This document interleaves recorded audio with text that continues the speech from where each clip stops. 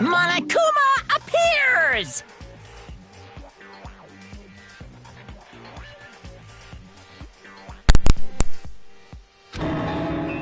Wrong!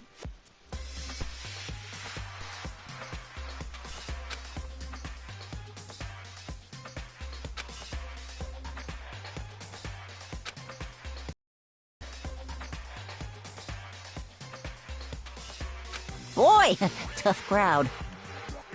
Stop talking. Okay. Hey! Hey!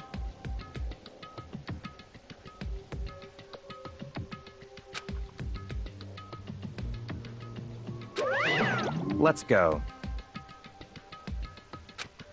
Please! What the heck?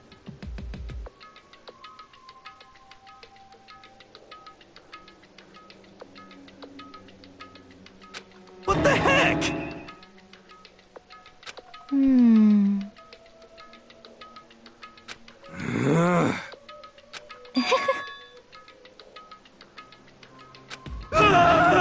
Hey. That's right.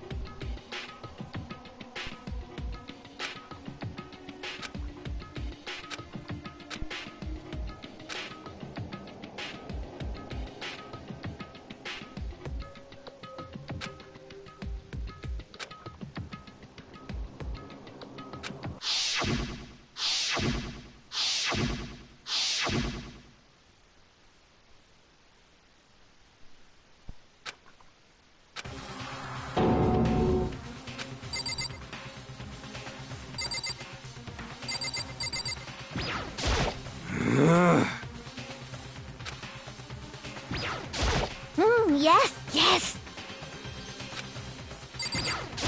Hey.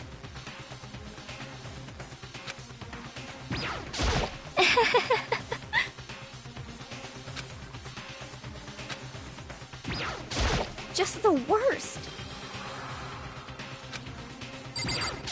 Damn.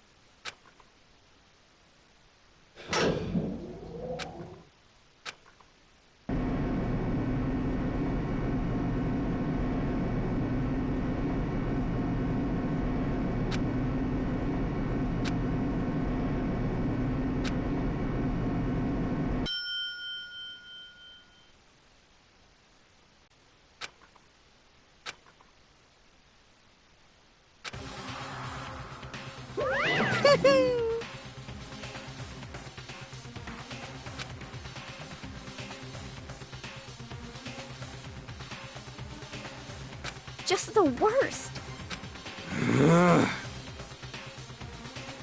Wah-wah?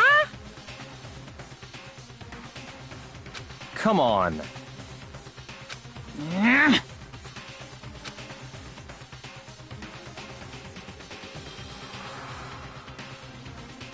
Yoo-hoo!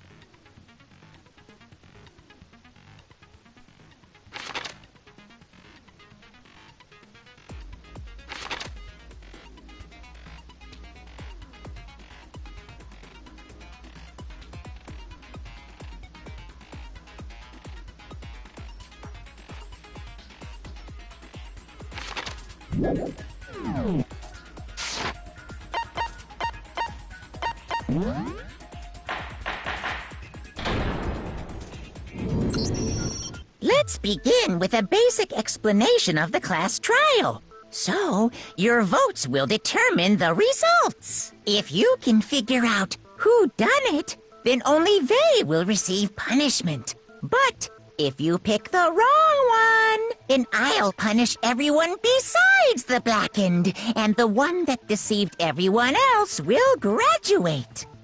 Now then, to begin with... We already know who did it. Was that? It was Hiro.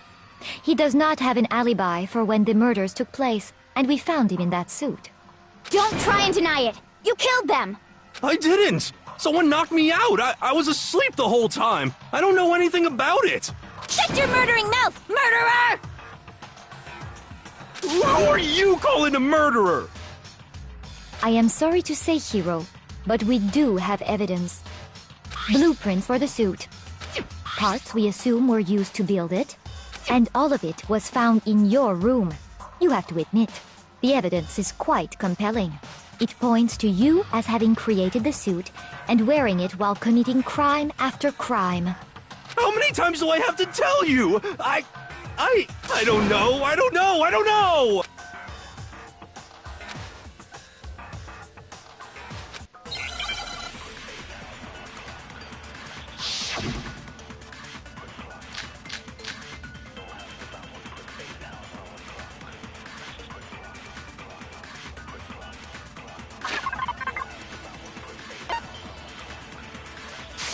Everything we found in your room.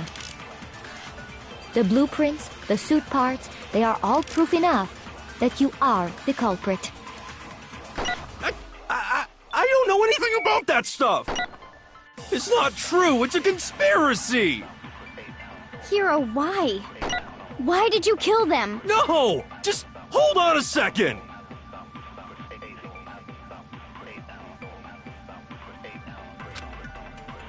Everything we found in your room. The blueprints, the suit parts, They are all proof enough. that you are the culprit. I don't know anything about that stuff. It's not true. It's a conspiracy. Hero, why? No! Just hold on a second! Everything we found in your room.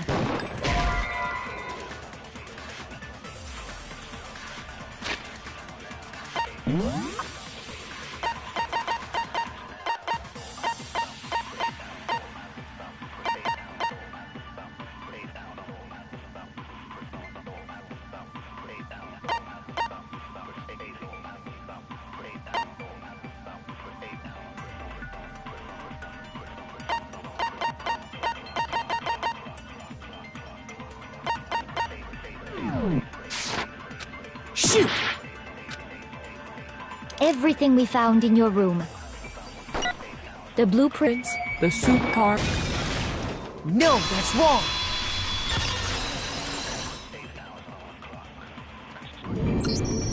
Are we sure Hero really made those blueprints? what do you mean? Well, take a look at this. It's the note that Hero wrote, asking everyone to meet up after Alter Ego disappeared. The handwriting's obviously different, wouldn't you say?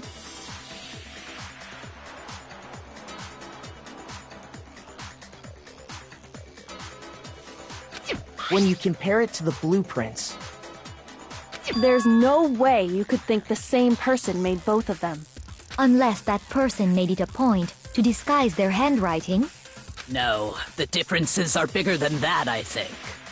Come on! I'm not smart enough to think of trying to change my handwriting anyway. So, Makoto, are you saying you don't think Hero's the culprit? And he's not the only one. I think Hero's innocent as well. what? Then who was in that Robo-Justice suit? Is it like Hero said? Was there really someone running around in a second suit? The suspicious individual hidden within the suit. Go ahead, Makoto. Tell them who it was. So, who was in the Robo-Justice suit? I got it! Other than Hero, I can't think of anyone else it could have been. Obviously, he was the one in that particular suit, and we never found any kind of second suit. Then there can be no doubt. Hero is the prime suspect. That doesn't make any sense. You just said Hero didn't do it. It makes perfect sense. Hero was the suspicious individual in the suit, but he's not the culprit. So what you're saying is... That's right. The culprit in this case has nothing to do with being in the Robo-Justice suit. What? Now that's a bold assumption. And what reason do you have to make such a statement? You do have a reason, yes? Of course. But before we get to that, there's something else we need to clarify first. So let's get that out of the way. Hey, stop trying to boss us around. All things have a proper order. So what is it? What needs to be clarified? We must clarify the method of transportation for Taka's lifeless body.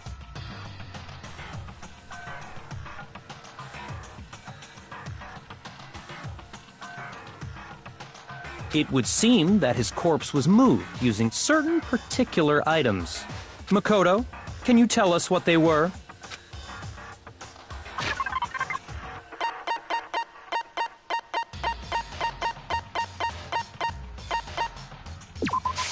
I got it!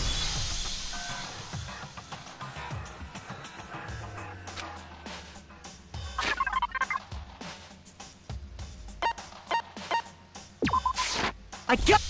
They were... right? So, let's see if I can explain. Taka's body disappeared from the equipment room, and then we rediscovered it in the repository. And when we found it for the second time, it was wrapped in a blue tarp. It was the same tarp that, up until then, was stored in the equipment room. So the killer must have seen it there, and decided to use it when they moved Taka's body. That way, they wouldn't leave any bloodstains while they were moving it. Okay, that explains the tarp. And the dolly? Same thing. I'm sure the dolly was in the equipment room when we first found Taka's body there. But when the body disappeared, so did the dolly. Later, when Taka's body reappeared in the repository, so did the dolly. In other words, you think they used the dolly to move the body, am I right? But are you sure you are not mistaken? Huh? Are you absolutely positive the dolly was in the equipment room when we found Taka's body? That dolly was made specifically for moving large objects between the repository and the art room. It would be very strange indeed to discover it had made its way to the equipment room. Is it not possible that it was in the repository all along, and you simply didn't realize it? She's raised an objection. How do you respond? There is no shame in being wrong. Nobody expects much from you anyway. We have all accepted the fact that you rarely understand what is going on around you.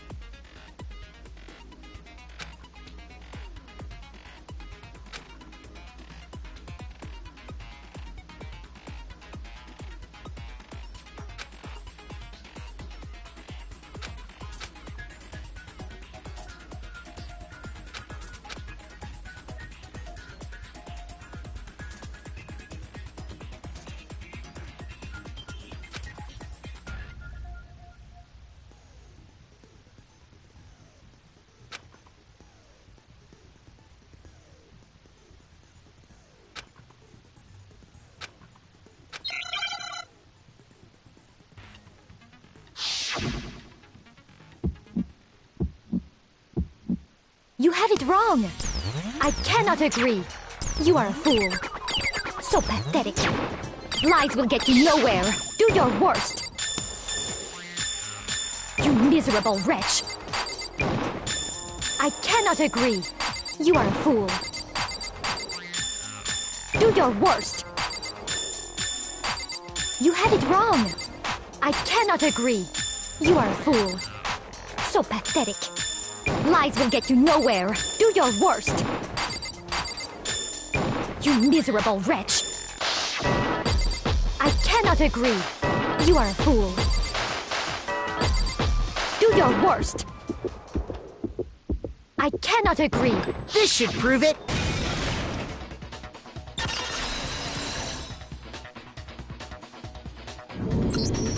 If you're asking for proof that the dolly moved, I have it right here.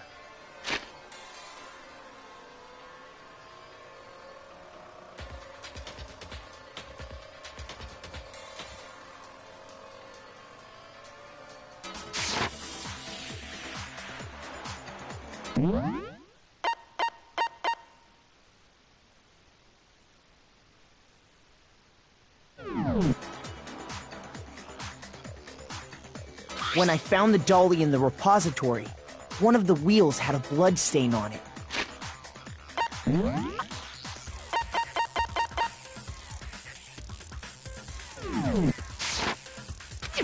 There was a pool of blood in the equipment room with a tire mark in it that matched the dolly wheel's tread. The killer probably rolled the dolly through the blood on accident as they wheeled the body out of the room, and as the blood dried on the tire, they moved the body into the repository. So there's my proof that the dolly was used to move Taka's body. Well, anyway, that was just something we had to get out of the way. Let's get back to the main subject. Yeah, the subject of how Robo-Justice didn't do it. Because if it's not a killer robot, then what kind of robot is it? I'm not sure that really matters. I'd be happy to explain why the occupant of the suit couldn't possibly be the killer. If you look back on how the body was transported, it will become immediately obvious.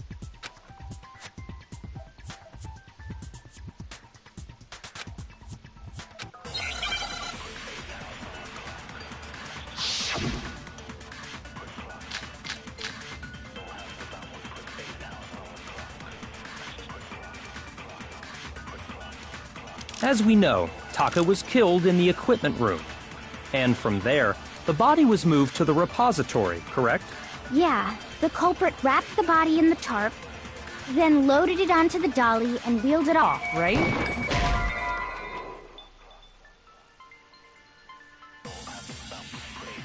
Shoot! As we know, and from there. Yeah, then loaded it on... Now, keep in mind that the dog... Well, yeah, but even without a hand, all you'd have to do is bend over. No, that's wrong!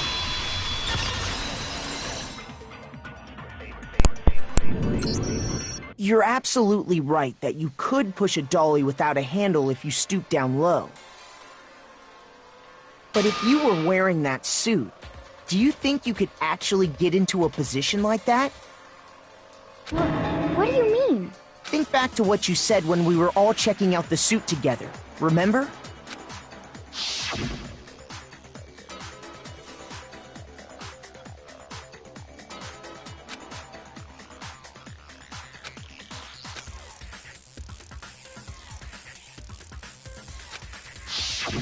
When you're in that suit, not only can you not see your feet, but you can't even bend at the waist. Am I right about that? Now that you mention it, yeah. It seems like it'd be awfully hard to push that dolly if you couldn't bend over. Well, what's to stop you from simply pushing the dolly with your feet? When you can't even see your feet?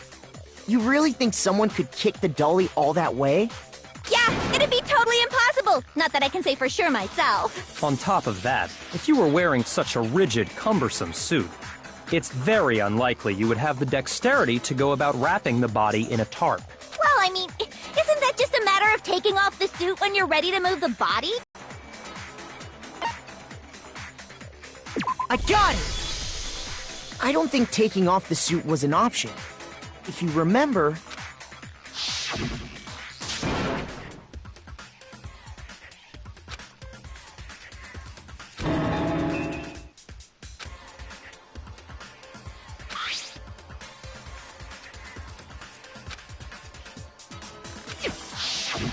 That's true. It seems impossible to put the suit on or take it off without help. Then, you really can't take it off by yourself? Hiro wasn't just making it up? Of course I wasn't making it up. If he could have gotten it off by himself, I don't think he would have let us see him wearing it. Showing up in the suit was basically an invitation for everyone to suspect it. Yeah, that's right! So, it's really, really true that Robo-Justice couldn't have moved the dolly? To be clear, whoever did move the body, it couldn't have been Hiro in the robot suit, correct? No, wait. Just a second, if you please. Have you forgotten about the picture that I took? You all got a good look at it, did you not? The image of Hifumi being dragged away by Robo-Justice? If whoever was in that suit is not the culprit, how do you explain that? Besides, do you remember what the now deceased Hifumi said?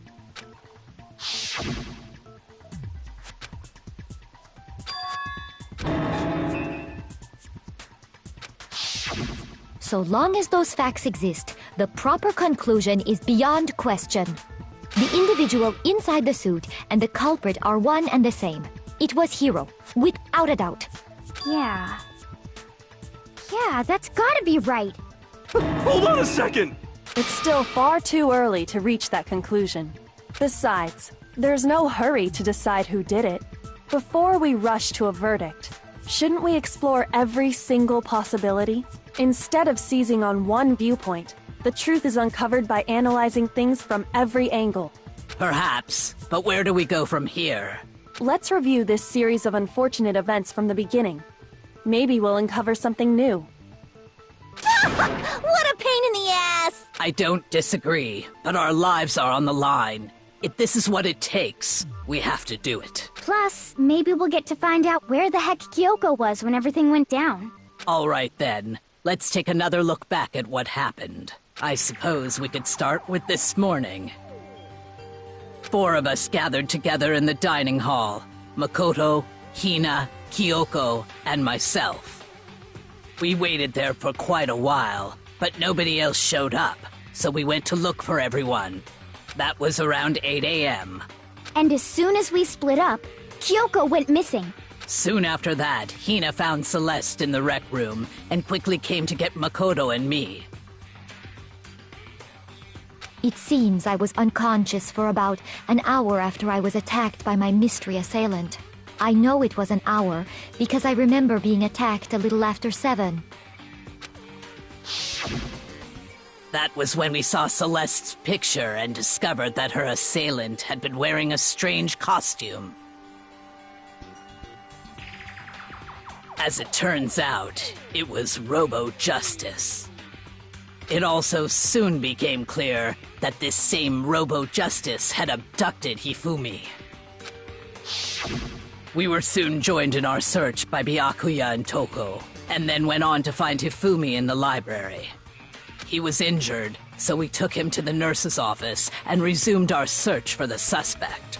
But not long after leaving the nurse's office...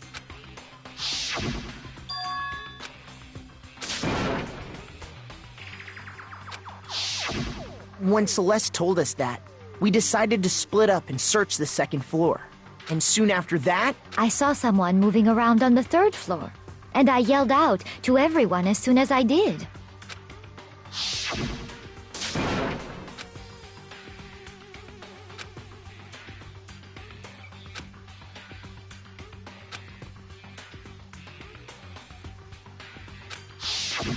and then...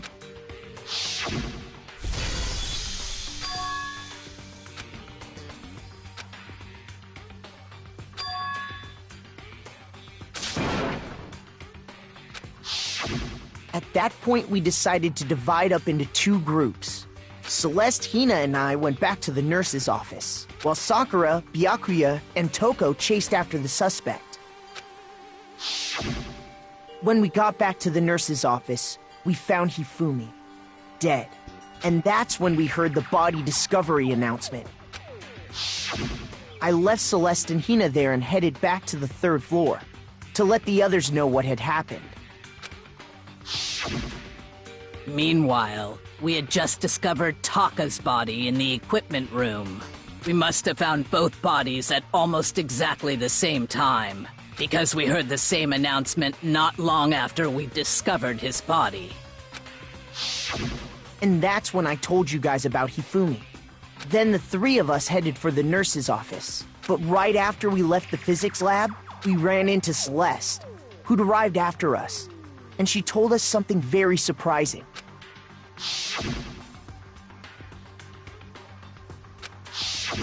We rushed back to the nurse's office and saw that she was right.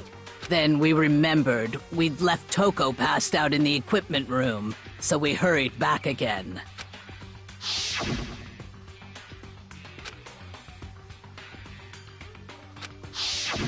But when we got there, we discovered that now Taka's body had also gone missing. Next thing we knew, we were searching the school for 2 missing dead bodies. And after some time... Celeste informed us that she'd found the bodies, and we all headed to the repository, which is where we rediscovered the corpses. I think that about covers it. I see. The whole thing sounds exceptionally complicated. It certainly seems to me that these are not a simple series of connected events. Okay, well, if that's true, then what? Rather than a single series of events, I think we have to consider each murder a separate situation. And from there, we can uncover the contradictions surrounding all of them. Now then, let's get started, beginning with what happened to Taka.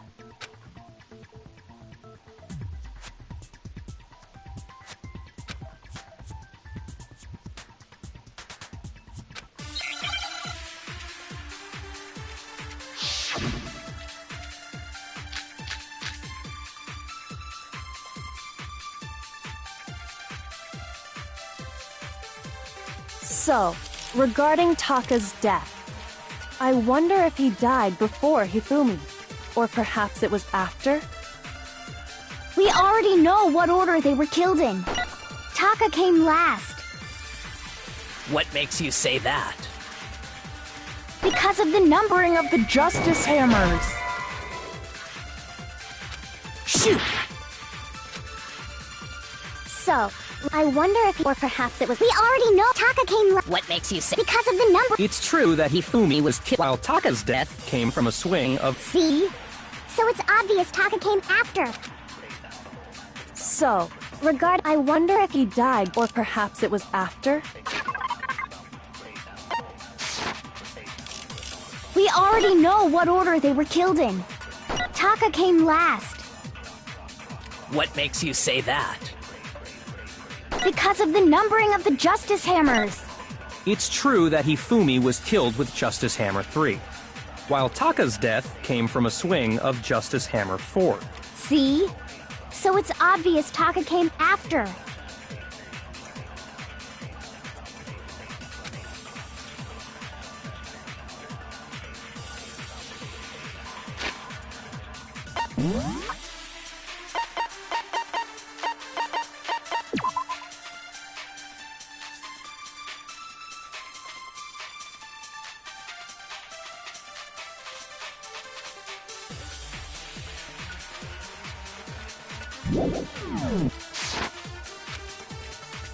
So, regarding Taka's death, I wonder if he died before Hifumi, or perhaps it was after?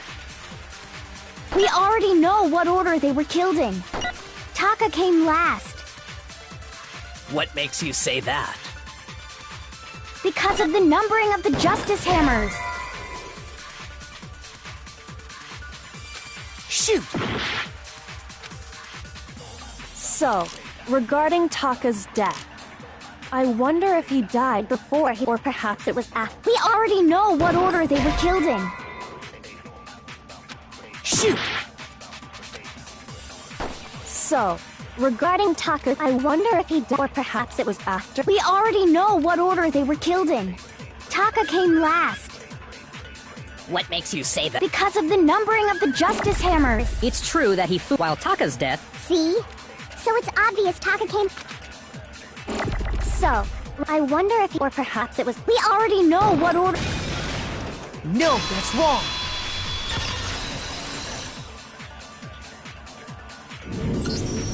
Hold on. There's no reason to assume that the hammers were used in the same order as their numbers.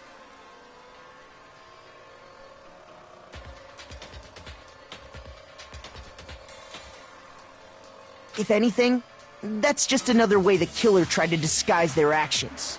So you're saying the culprit wanted us to think the hammers were used in order, but in reality, Taka was killed before Hifumi? Okay then, let's see the proof.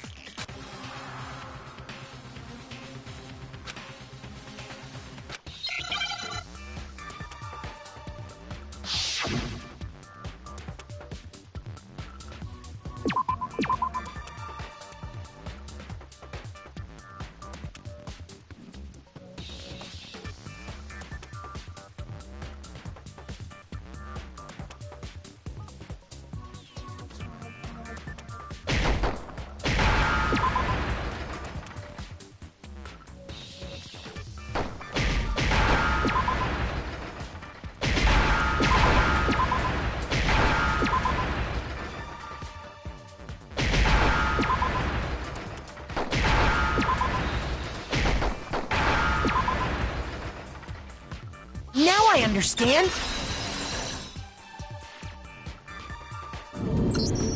I've got it!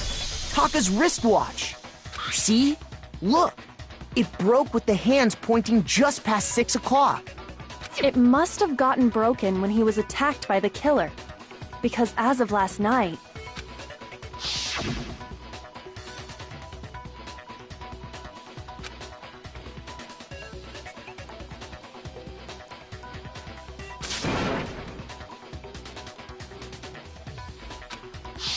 So if it wasn't broken after 6 last night, then he must have been attacked around 6 this morning.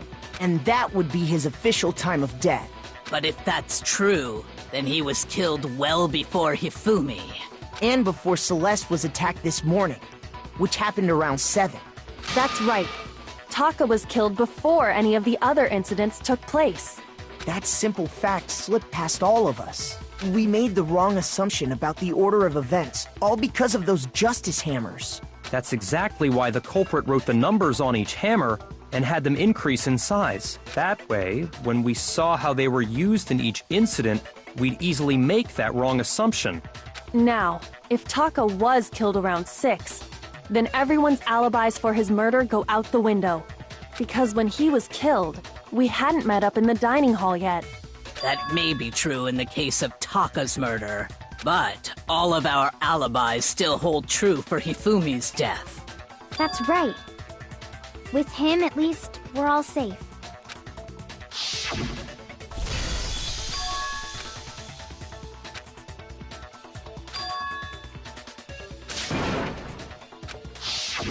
When we heard Hifumi screaming, we were all together. Except for Hiro and Kyoko. Then we all ran down to the nurse's office, and that's where we found his body. That's totally true. We're all in the clear. Oh, I know! They must have recorded him screaming on a tape or something, then played it later on! If that's true, where's the tape? I don't know. Don't just go making stuff up. Anyway, we all have rock-solid alibis for when we heard Hifumi scream. Since all of us were there together, clearly none of us could have killed him. And it does not stop there. There was also the moment when we discovered his body had disappeared. When his body vanished from the nurse's office, Hina and I were in the bathroom together, while everyone else was in the equipment room, correct? And then there's the disappearance of Taka's body from the equipment room. At that time, we were all gathered together in the nurse's office because of Hifumi going missing. Well, don't forget, I was passed out in the equipment room the whole time. Wait, then what if Genocide Jill did it? She could have dragged Taka's body out of there right then! Even if she could pull that off, there's no way she could have done the same with Hifumi's body. Because, as we just established, she was passed out in the equipment room when his body disappeared. Besides, I didn't do either of them anyway. In other words, it is impossible that any of us could have killed Hifumi or moved either of their bodies. On the other hand, Hiro and Kyoko had disappeared, so they most certainly could have done those things. So what now, Kyoko? For now, we can't get fixated on who did it, or we'll just keep going around in circles. So instead of who, I propose we start talking about how. In particular, I think we need to figure out how Hifumi's body got moved. That's true. We searched everywhere, but we couldn't figure out how to explain his body disappearing. And according to what Celeste said...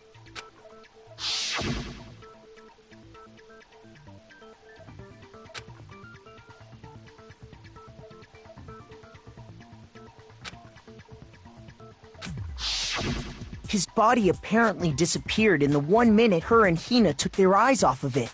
But to carry that much weight from the first floor up to the third in that short amount of time? Oh man, yeah! There's no way! It'd be impossible! Well, what if I told you there was a way to make the impossible possible? What? How? If the dead body were to move itself. The dead body moved on its own? No! Not another... ghost! I don't think it has anything to do with the occult.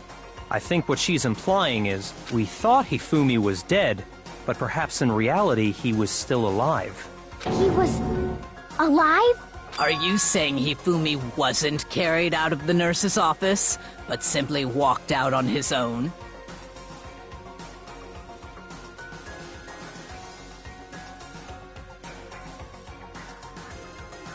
But I mean, we found his body. He was dead. Perhaps he was simply playing dead. That it isn't possible.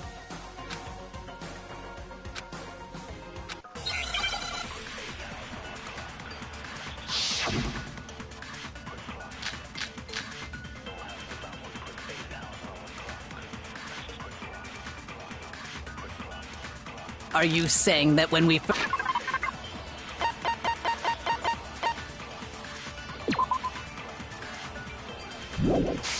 first found Hifumi in the nurse's office, there's a chance he was actually still alive?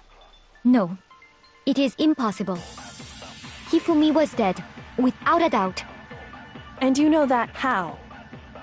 Surely you heard the body discovery announcement along with the rest of us. Hifumi's dead body had been found. And that is why the announcement was made. Are we really so sure about that? Maybe the announcement was intended to signal someone else's discovery.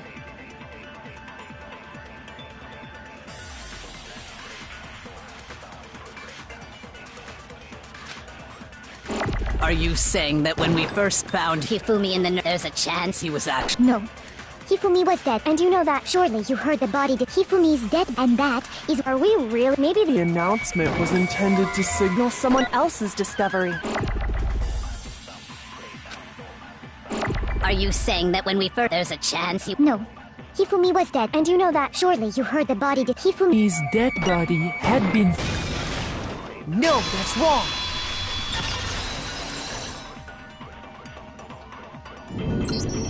Was the body discovery announcement that was made really intended for Hifumi? Of course it was. The announcement played right after we discovered his body. Maybe. But that was also the same time that Taka's body was found. That's right. It wasn't long after finding his body that we heard the announcement. So there's a good chance we've made a mistake in there somewhere. I think we've confused whether the announcement was for Hifumi or Taka. First of all, if two bodies had been found, there really should have been two announcements. Maybe Monokuma simply got lazy and rolled them together into one. What do you say, Monokuma? Any comment? Well, it's a very sensitive issue, so I can't go into too much detail. But what I can say about the body discovery announcement is that it's only broadcast when 3 or more people find a dead body for the first time. That didn't answer our question, man. We're asking if you're a lazy bum. No, actually, that was plenty. Huh?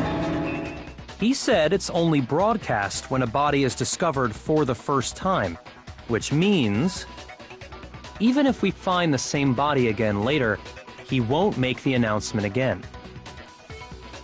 If that's true, then why was the announcement made again later on? Huh? Later on? Exactly. We heard the body discovery announcement twice.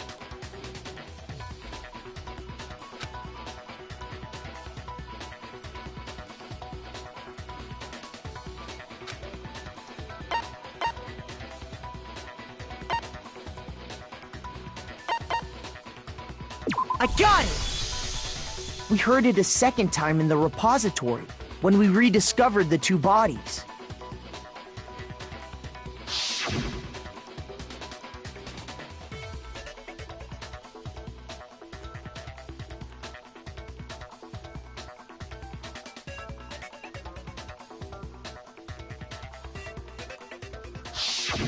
It didn't seem weird at the time. But it contradicts what Monokuma just told us, doesn't it? Exactly. If we were actually rediscovering both bodies, the announcement shouldn't have played.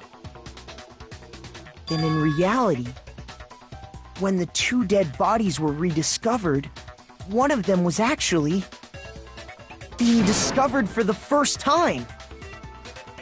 So, when we found Hifumi the first time in the nurse's office, he wasn't actually dead yet. Meaning, he wasn't actually found dead until we came upon him in the repository. And that's just part of it. There's one other thing that leads me to believe he was still alive in the nurse's office. Oh, I know! Because he was super good at playing dead! Bada bing, bada boom! That is the worst logic I have ever heard. But honestly, I do not think there's anything that can prove he was still alive.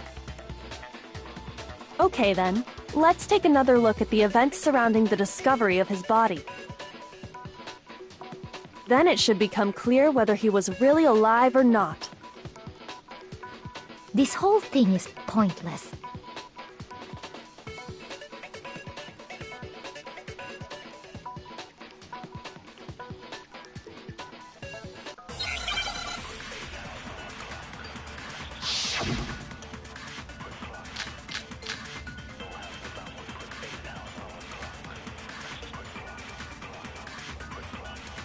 Well, here's one thing we do know. The first time we found Hifumi's body was in the nurse's office. And then, while me and Celeste were in the bathroom, his body disappeared. And the next time we saw his body, it was in the repository.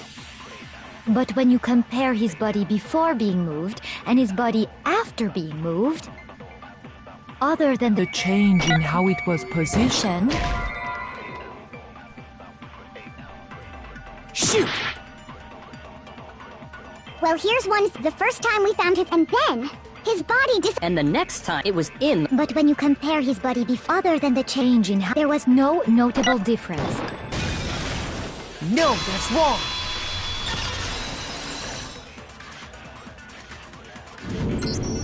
In fact, there was one clear difference between Hifumi in the nurse's office and the repository. His glasses. That fact alone proves that he was only playing dead in the beginning. Perhaps you'd like to fill the rest of us in? When we found Hifumi in the nurse's office, his glasses were covered with blood. But when we found him again later in the repository, they were spotless. And I found the item he used to wipe them clean in the nurse's office trash can.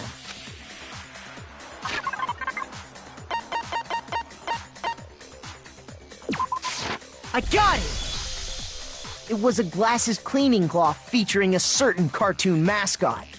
One look at the bloodstain on the cloth should make things clear.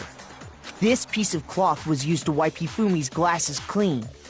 And the mascot on the cloth is the same one that's on the digital camera, right? And whose digital camera was it? Hifumi's, of course. The character was Princess Piggles. From Demon Angel Pretty Pudgy Princess, I think. I highly doubt anyone but Hifumi would have brought something like this to school. I see your point. And the only people here who wear glasses are... I wouldn't be caught dead using a tacky piece of garbage like that. A few tissues is all I need to keep my glasses clean. Then there's no question. It belonged to Hifumi. So what you're saying is... what exactly? What I'm saying is, the blood on his glasses was wiped away using his own glasses cleaning cloth. Even if that is true, it does not mean he wiped the blood off himself. But who would benefit from a clean pair of glasses other than the glasses owner? That's a good point. Then it must have been him, right? So let's assume that Hifumi was still alive in the nurse's office. He pretends to be dead. Then when he's alone, he wipes his glasses clean so he can see. Then he stands up and walks out on his own 2 feet. And with that, the impossible task of moving his copious corpse becomes possible, wouldn't you say? But then, if he was just pretending to be dead, what was with all that blood? Was it paint or something? The fridge in the nurse's office contains packs of blood for emergencies. He probably used one of those. He figured if he was gonna play dead, he should go all out, so he just dumped it everywhere! But he got crazy with it and had to wipe his glasses off when he was done! God, what an idiot! And if Hifumi was still alive at that point, the disappearance of Taka's body is easily explained. It should be perfectly obvious who must have moved Taka's corpse. I got it! It could only have been Hifumi. While we were all gathered in the nurse's office, he went to the equipment room and took Taka's body. That also explains how the door to the repository got locked. The door was locked? Well, after the bodies disappeared, we all went looking for them, right? So me and Sakura headed for the repository. But when we got there, the door was locked. And the repository door can only be locked from the inside. Which means, when Hina and Sakura got to the repository, someone was already inside. And it could only be Hifumi, who just finished stashing Taka's body there. He convinced us all he was dead, and when he saw his chance, he dragged Taka's body to the repository. So, Hifumi wasn't just another victim in this case. He was one of the assailants. But that means he took part in the murders. I just can't believe it. If you're having trouble, would you like me to show you one more piece of evidence? There's more? Oh, absolutely. The single biggest fact pointing to his involvement has yet to be revealed. You know what I'm talking about, right, Makoto? The item he took off of Taka's lifeless body?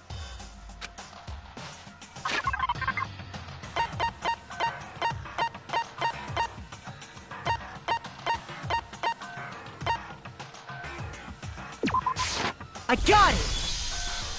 You're talking about the note Hifumi had hidden away, aren't you? Hidden note? That's right. We found it stuffed in his pants. What? In his pants? Yes, his pants. Okay, well, forget about the pants for now. Take a look at what the note says.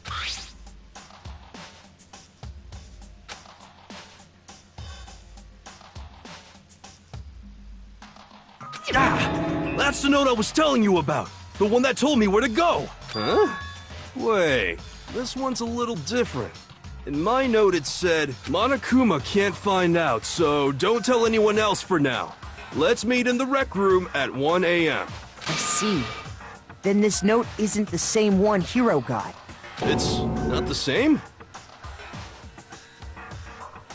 In other words, the killer got in touch with another person besides Hiro. And that person could only have been... I got it! That's right! Taka! The killer used this note to draw out Taka and murder him. Hello? Over here! Objection! Objection! I don't really understand what's going on, but Hifumi had that letter, right? So whoever wrote it wasn't drawing out TikTok, they were drawing out Huffy! Just to be clear, TikTok is Taka and Huffy is Hifumi, right? Ugh! Yes! Why must you ruin it every time?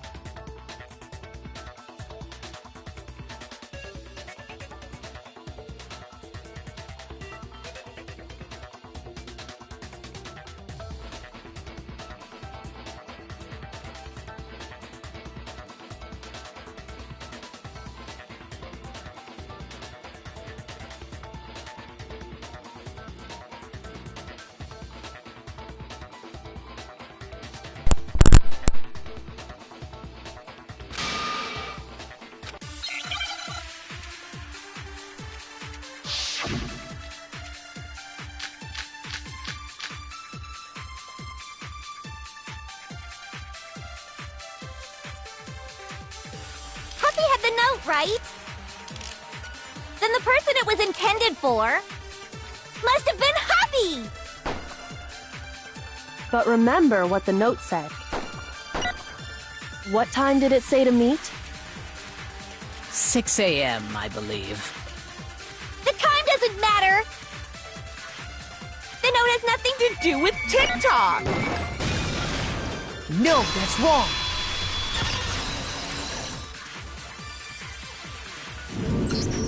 No, there absolutely is a connection.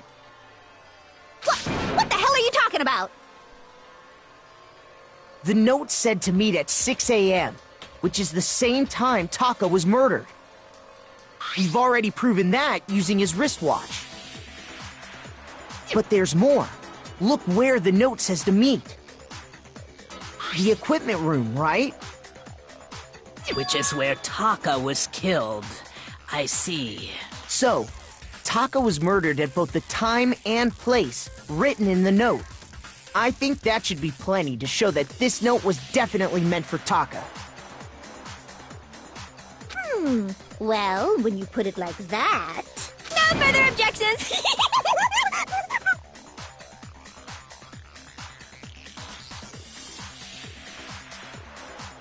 Then someone used that note to trick Taka. Just the same as me. The culprit really is a cold-blooded monster. Telling people they found a way out. But if they gave the note to Taka, what was Hifumi doing with it? Stuffed down his pants, no less! Most likely. Hifumi stole it off Taka's corpse after he died. Huh? He stole it? Where's your proof? Go ahead, show us.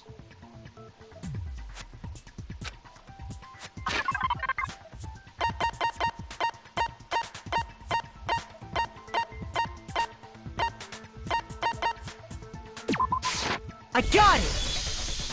When I searched Taka's body, I saw that his lifeless hand was gripping a small scrap of paper.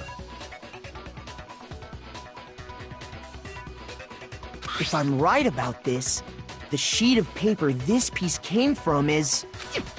I knew it! It fits perfectly with the note we found hidden on Hifumi.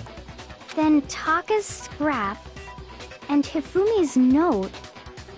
Yup, they're from the same piece of paper. Hifumi had the note meant for Taka, while Taka's corpse still grasped a small piece of that note. There's only one way to explain it. Taka died clutching the note. Hifumi tried to free the note from his death grip, leaving behind only one small scrap.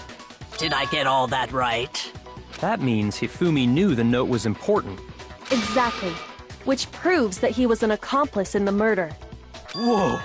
Yeah. After seeing all this, Hifumi was super involved in this whole thing for sure. In fact, he was behind the whole thing. In fact, he's still alive! Sorry, no. When we found him in the repository, Hifumi was truly and completely dead. The second body discovery announcement proves that. So then, who killed Hifumi? Whoever did is the mastermind, the true killer. He was killed in the repository. So he must have been killed not long after transporting Taka's body.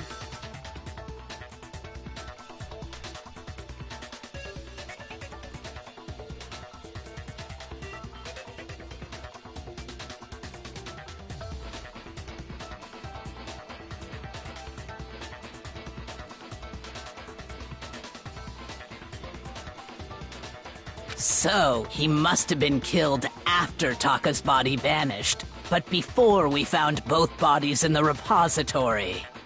During that time, we'd all split up and were searching for Taka's missing body.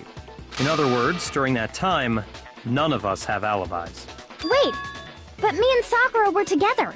Stop trying to steal the spotlight, you stupid walrus! Who are you calling a walrus? Anyway, when they were killed bothers me too.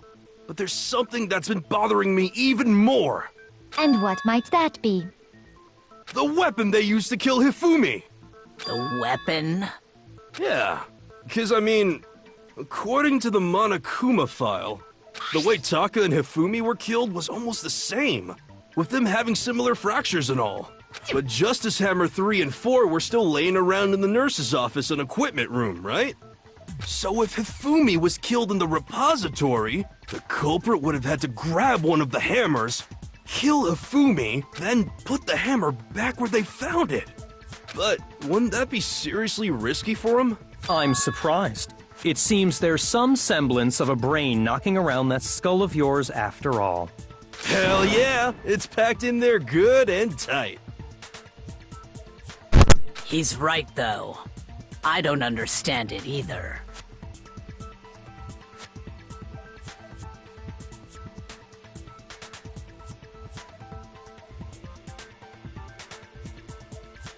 The Monokuma file makes it clear that they were killed using similar instruments. But if the hammers were already laying around those other rooms... So the question is, how could the culprit have gotten their hands on either of the hammers? Personally, I haven't a clue. So which hammer was used to attack Celeste? Number 1 or number 2? Those were accounted for in other rooms too. And I don't think either one is big enough to kill someone. Then, Is it not possible they used a different weapon? I don't think it is possible. They were both killed with the same kind of thing, right? So then, what was used to kill Hifumi?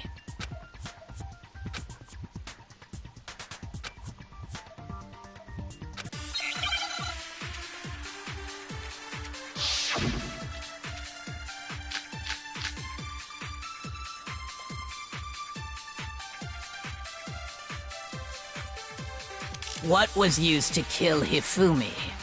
Was it Justice Hammer 3? Maybe Justice Hammer 4? Well, whatever it was, there's one thing we have to figure out. How was the culprit able to move around so freely with the weapon? How did nobody witness them carrying it? Sounds like a Justice Hammer 5 is about to make its appearance! Check out murdergear.com/hammertime for more info! Well, one thing seems pretty clear. The murder weapon had to be one of the Justice Hammers! No, that's wrong.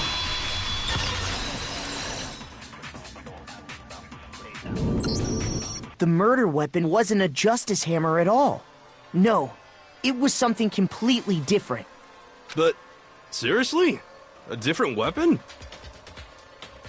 Specifically, a hammer from the repository. The killer could have easily used that to kill Hifumi. Now, all the hammers in the repository were covered in flecks of grit and debris.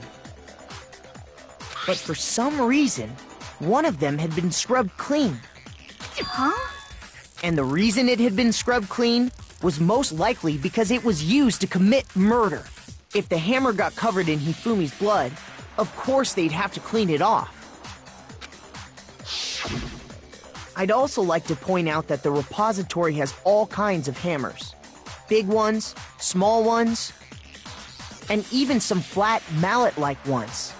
I think whoever made the Justice Hammers used those as a basis for their design. If that's true, that would explain the Monokuma file's note about the wounds being similar. So Hifumi moved Taka's body to the repository, where someone then used a hammer to kill him. And whoever did that is the true killer. The one Hifumi... Hold on a moment. I still think it's strange to assume someone was working together with him. The way the graduation rule works, there is no benefit to helping someone else carry out a murder. So the idea that anyone would work together like that is simply ludicrous. We talked about this, did we not?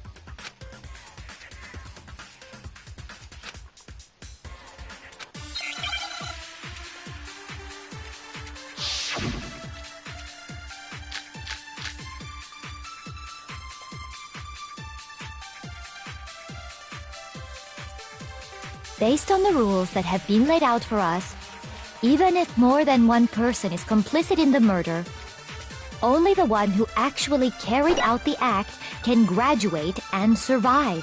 Assuming the rule holds true, it is simply impossible that two people work together on this. That is how the rule was explained to us. But that only really applies if there's one murder, right? In this case, however, there were two murders.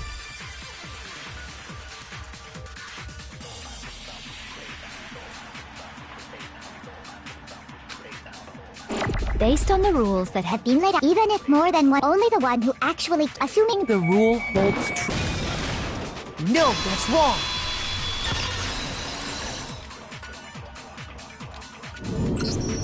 Since there were two murders, it's at least plausible that more than one person was involved. What do you mean? If there'd only been one murder, then yes, the idea of an accomplice isn't really worth considering. Naturally, if only one person can be saved per murder, an accomplice has no risk versus reward benefit. Risk versus reward benefit? The payoff for working together. The reward that balances out the risk of taking part in a scheme. There's no point in being someone's accomplice if there's no benefit to you. However, if there were some actual reward for the risk, then cooperation becomes possible. You're saying that two people could act as each other's accomplices to commit two separate murders. I think that's what the true killer told Hifumi. They would each crime. And based on the case's events, Hifumi would have been the first one to act, murdering Taka. They made him carry out the first murder so he couldn't back out of helping them later on. So in this case, there wasn't one single person committing multiple murders. Instead, each person killed someone, creating two separate incidents.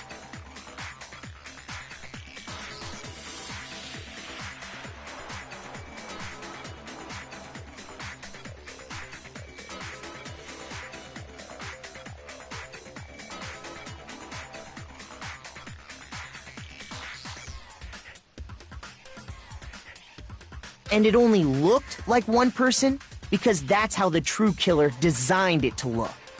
A single suspicious individual, a similar weapon used in each crime, disappearing bodies. By creating one seamless set of circumstances, they made it look like one person was behind it all. The mastermind picked their target and managed to convince him to go along with their plan. And then, to avoid the no accomplices rule, they simply killed their accomplice. Which, if true, means that betraying Hifumi was part of the plan from the very beginning. That's just awful. How could anyone be so cruel? You think so? I can't help but admire its cunning. Still, their choice of accomplice seems odd.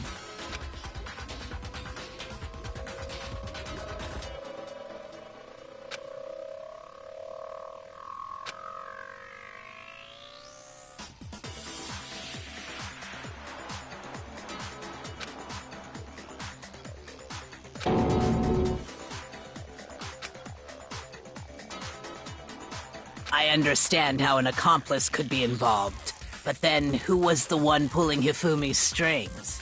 That's problem numero uno right now.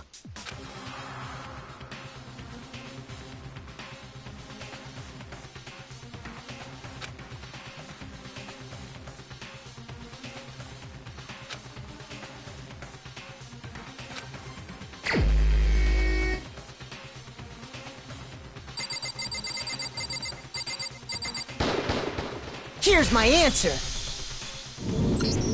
It was Celeste.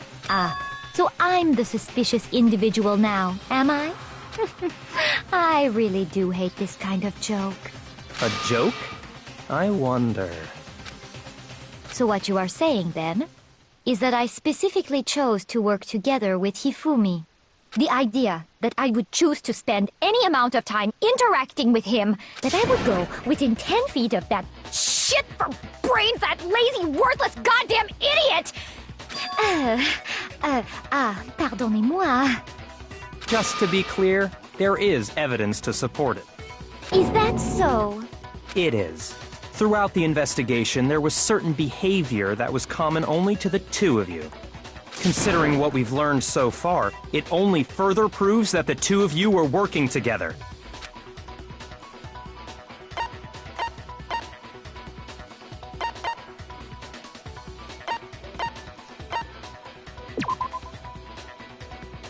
Shoot!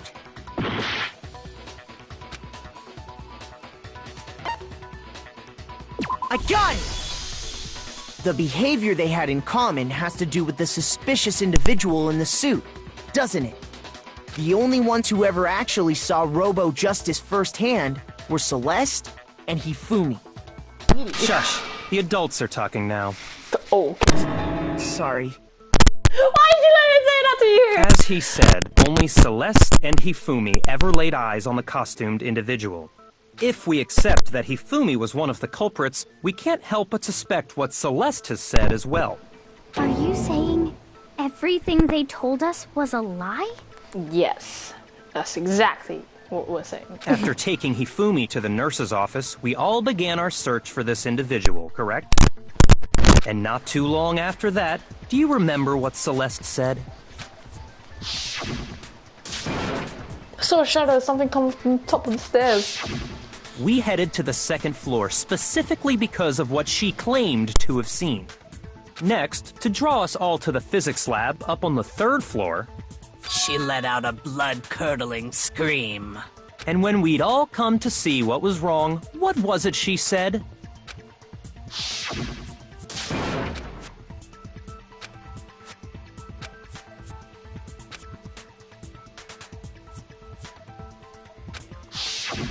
Once she'd done her job of getting us all up to the physics,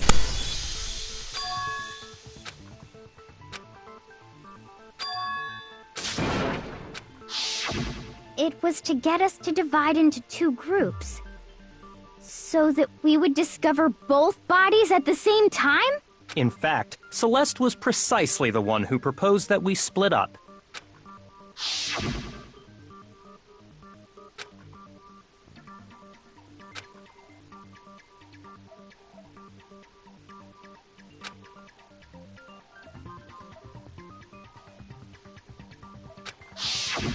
Well, if Celeste and Hifumi were working together, all those chance events suddenly become connected. And on top of that, that piercing cry of yours early on.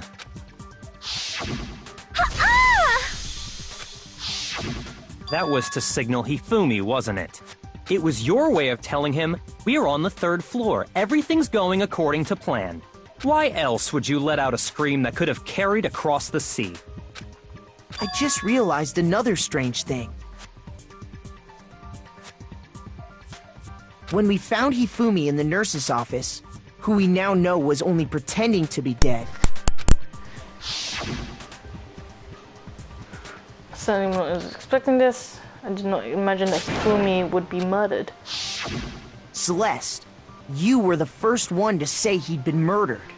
You wanted to make sure we wouldn't have any doubt in our minds. I don't believe it. Everything. The whole thing was one big act. Hina, you were with Celeste when Hifumi's body disappeared, right? Yeah. I was feeling kinda sick, so Celeste took me to the bathroom. Wait! Then that was... She wasn't worried about you. She just saw a chance to help Hifumi sneak out of the nurse's office. Each piece isn't much by itself, but start putting them together and the picture gets very ugly indeed. Wouldn't you agree, Celeste? I have no idea what you mean. Don't bother trying to deny it. You made one fatal mistake. Oh, did I? I didn't even catch it myself when you first said it, but looking back, I can say that that one little slip-up was your undoing.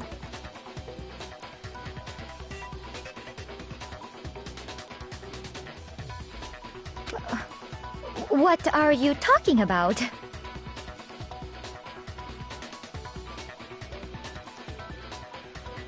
I'm talking about what you said after Hifumi's body disappeared and we returned to the nurse's office.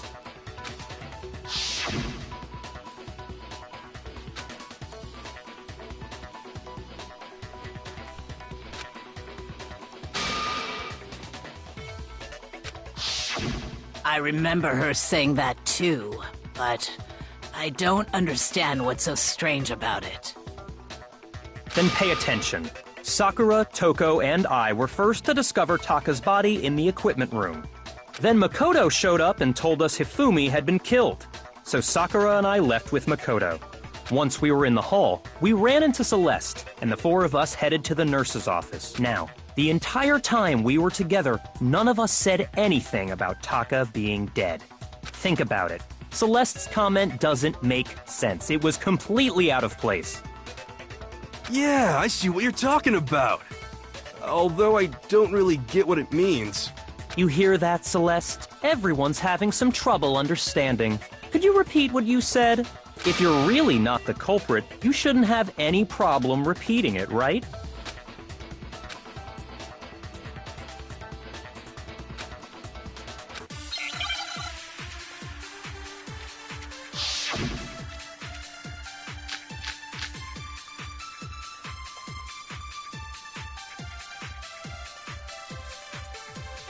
All I said was...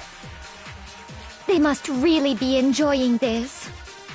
Enjoying the sight of us standing around, frightened and confused. They must be positively elated. We are all going to die here.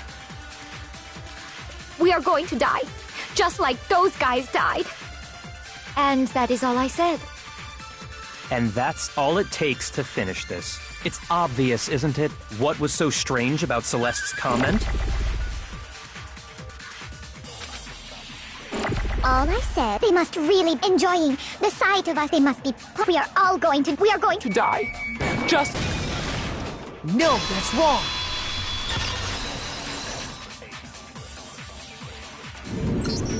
That's right. There's no reason Celeste should have said, just like those guys died. When she said that, none of us had told her Taka was dead. Exactly. And we didn't run into her until after we were all out in the hall. So there was never any chance for her to have seen his body in the equipment room for herself. So how did you know, Celeste?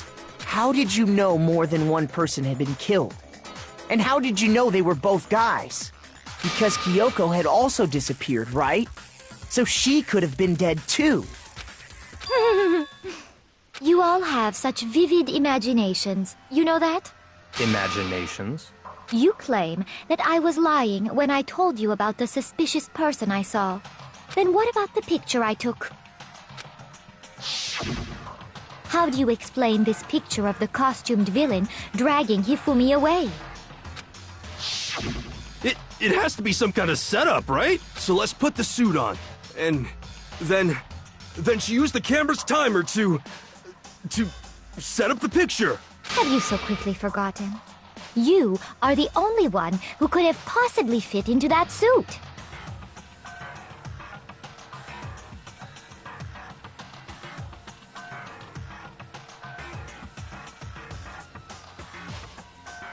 Plus, I happen to know that this particular camera does not have a timer.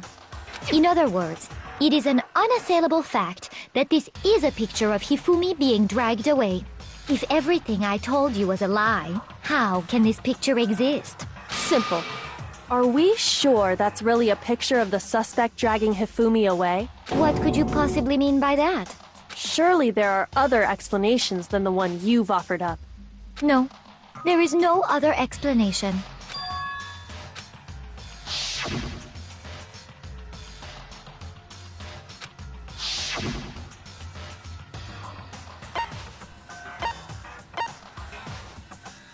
I got it! It's not a picture of the suspect dragging Hifumi away. I would say it's a picture of Hifumi dragging the suspect away. That's certainly within the realm of possibility. The one being dragged off in that picture isn't Hifumi, but the person in the robot suit. We've simply been led to believe that it's the other way around. And the strange costume might only exist to lead us astray even farther. If you saw someone wearing something like that in this situation, of course you'd notice and be suspicious. That's what happened! You put me to sleep and made me out to be the bad guy in all this!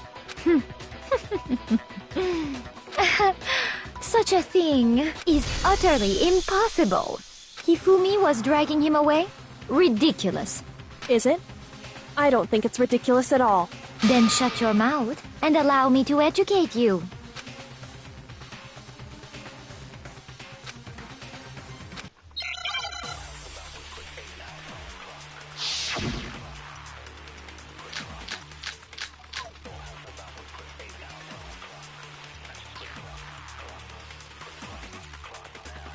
You dressed me up in that suit after I passed out!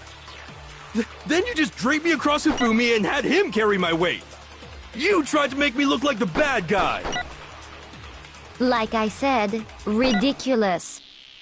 As you can see in the picture, the suspect is standing perfectly upright. If the person inside the suit was unconscious, there's no way they could stand up.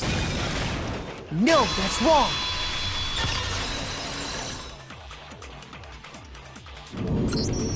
No. Even if the person inside the suit were unconscious, they could still stand up like that, because that Robo-Justice suit had a certain characteristic.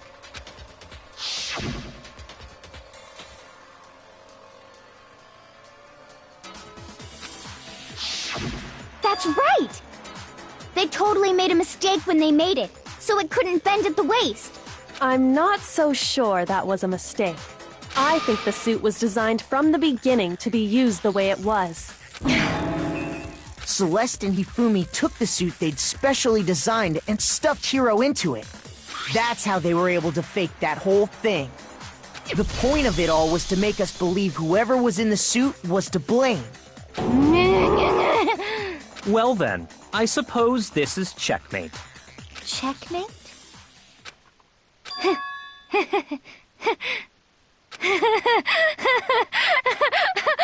Don't make me laugh, you idiot! What do you mean, checkmate? Celeste? Clearly, you want to cram me into your little guilty box. Well, there's one little problem. Have you already forgotten what Hifumi told us as he lay dying?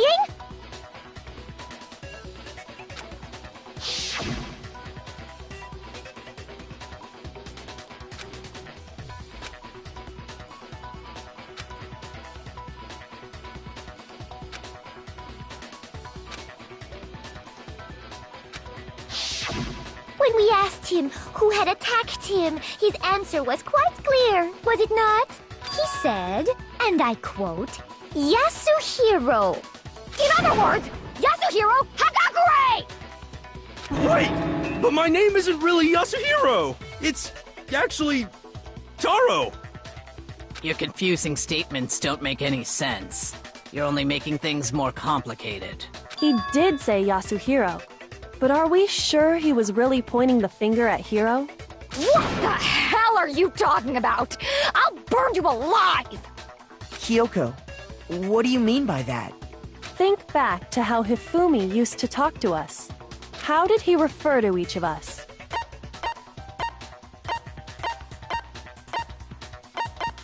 I got it! That's right! Our last names! He called us all by our last names! Exactly. I know I heard him say Mr. Naegi more than once, for example. So if Hifumi did mean to say Hiro's name, he would have said his last name, Hagakure. I'm sure it was just incidental. By chance, his first name. Indecent? Don't talk. Random chance. Now isn't that a convenient explanation? No. There's no reason to think he would have said the name any different than normal. But he must have run out of energy before he could say any more. So Hifumi was trying to tell us the last name of whoever killed him? But the name he said doesn't apply to anyone here. Well, no. Hold on. There's one person it could apply to, and that's Celeste. She never actually told us what her real name is. What did you just say? To think you'd take your false accusation so far, I don't know whether to laugh or spit! Come on! Enough with your idiotic blather! Yasuhiro is a loser's name! Do I look like a loser to you? Well? Do I? What? I think I've earned the right to be a little on edge. Okay, then fill us in. What's your real name? Fine! Make sure your ear holes are wide open and listen up! My real name is Celestia Ludenberg. Could you please stop making me repeat myself over and over again?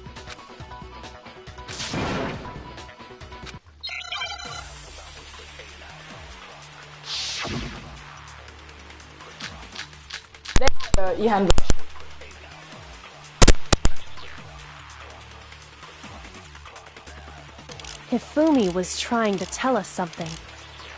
He wanted us to know the killer's last name, Yasuhiro. If there's one person here who might have that last name...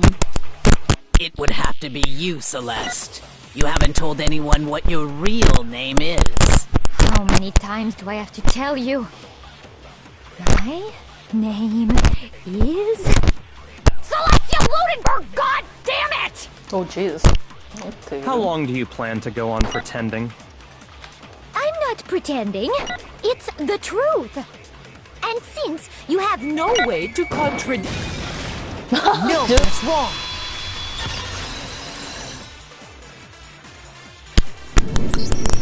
That's it!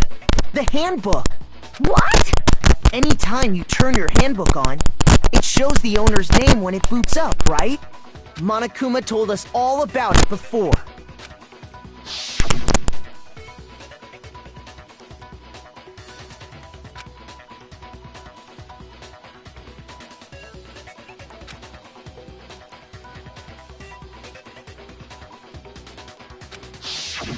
So all we have to do is check her handbook, and that'll clear up everything. That's how we can find out Celeste's real name. That's an invasion of privacy. I refuse to cooperate. Celeste, can you please just tell us what really happened? Please, just tell us. Even when I'm put in check, it's just my nature not to give up. Because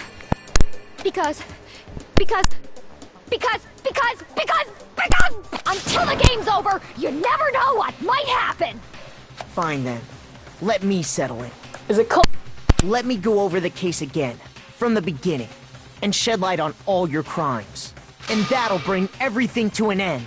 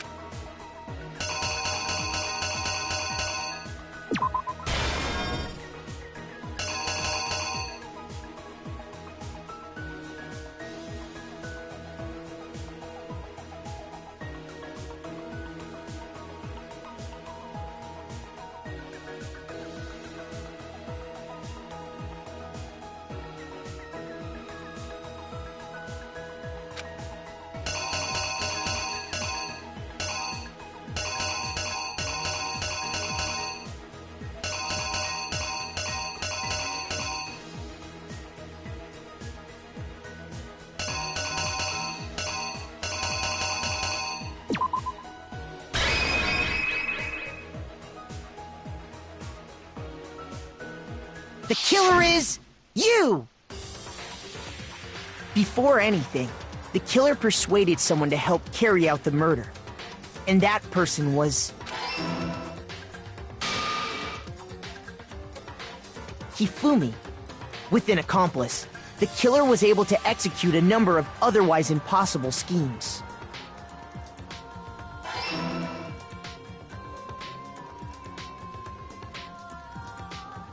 First, they convinced someone to meet them in the rec room last night at 1 in the morning.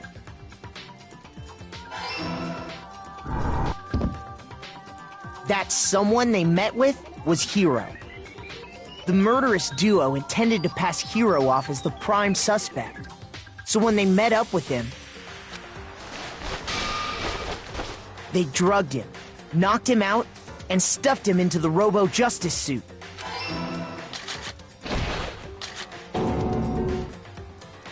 Next, Hifumi positioned himself to make it look like Robo-Justice was attacking it, while the killer used a digital camera to take pictures of the assault. They did all this just to create evidence that would put the suspicion on Hiro.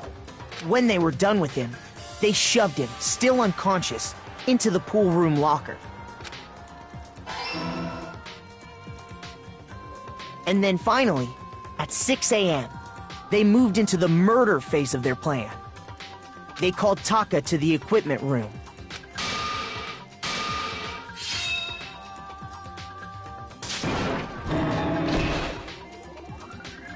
And that's where Hifumi killed him. The murder weapon was Justice Hammer 4, which was left there in the equipment room. The reason Hammer number 4 was used was to create confusion about the order of the crimes. So, next they falsified 2 more assault incidents. For these attacks, the killers pretended to be the victims, to solidify Robo-Justice as the suspect. The first fake incident was the attack in the rec room. There, the killers wanted us to see Justice Hammer 1 and the Robo-Justice pictures they'd taken. They wanted to make sure we bought the surprise attack story. The second fake incident was the attack in the library. This time, they planted Justice Hammer 2 and an injured Hifumi to sell us that story. With these 2 incidents, the killers were able to create a certain preconception in our minds that the suspect was increasing the size of the hammers and attacking people in order as they did. We fell right into their trap and started looking for the suspect based on that.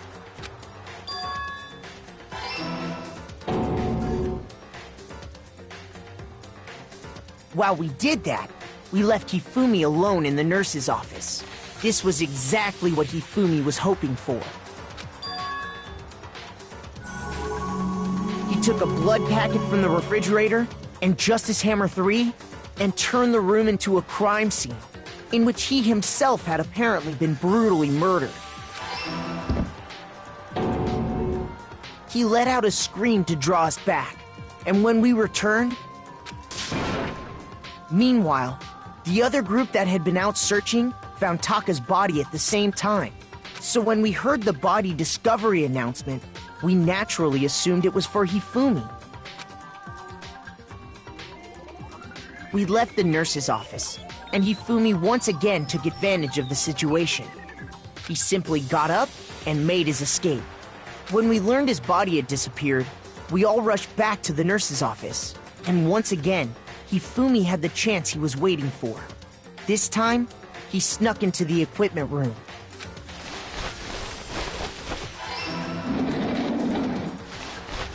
He wrapped Taka's body in a tarp and used the dolly to move it all the way down to the repository. That explains how each of the bodies disappeared. But even Hifumi didn't know what the true killer had in mind for their final act.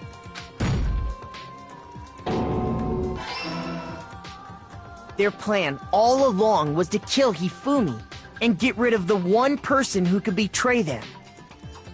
And they did it using an ordinary, everyday hammer from the repository. That should cover everything that happened in this case. And the villain behind it all is...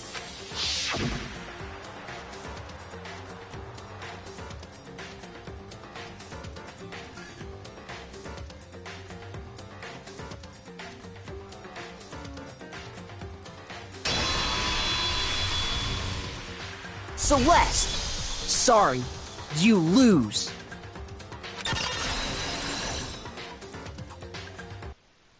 I lost?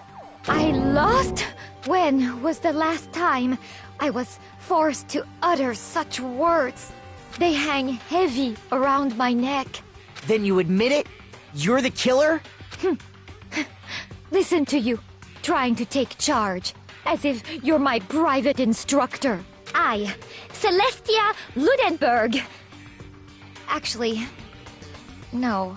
Taiko Yasuhiro is fine. Taiko? So, you finally accepted it. I'm the kind of person, once I've lost, I don't like things to drag on. Interesting.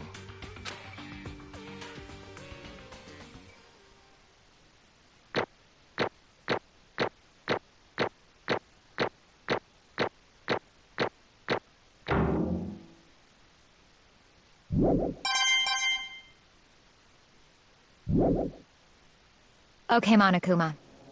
I'm ready to begin. Or, no, I suppose this is the end, isn't it? It is indeed the moment we've all been waiting for. Time to vote, okay? Okay. If you would, please locate your lever and cast your vote. And when the votes are tallied, who will become the blackened? Will you make the right choice or the dreadfully wrong one? What's it gonna be? What's it gonna be?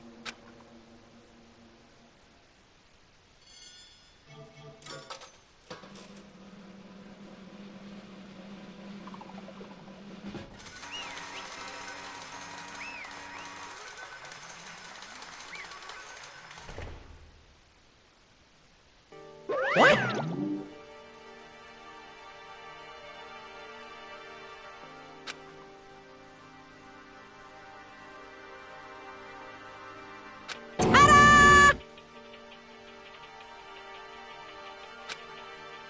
Honestly.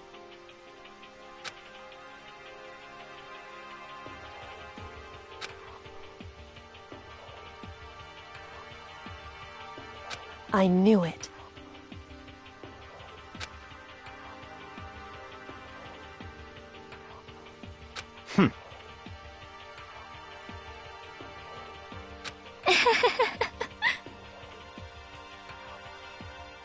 So then...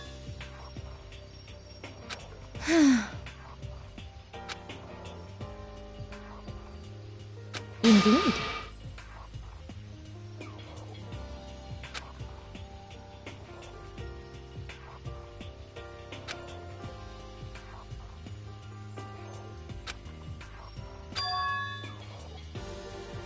Say what? Just a second.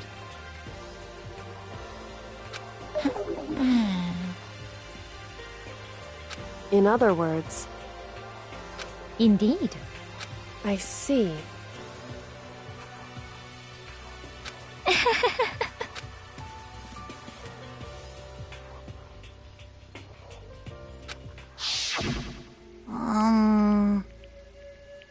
Actually...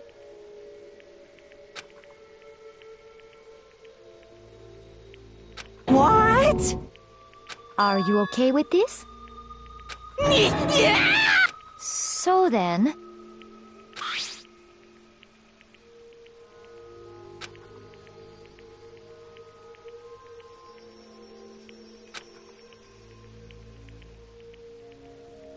Damnation!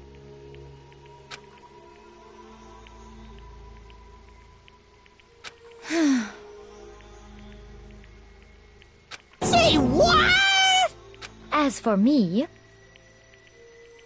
Oh, As for me...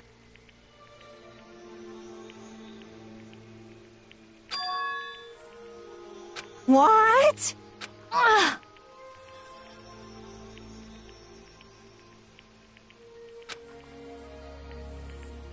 Damnation!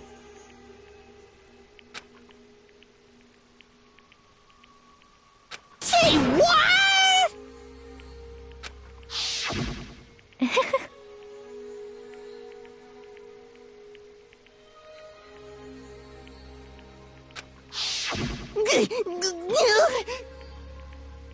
Completely unforgivable! Most unfortunate. Actually... What?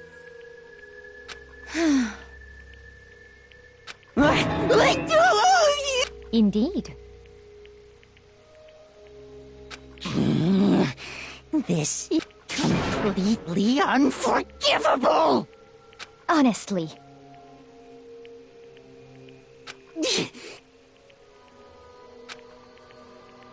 I swear I will save her!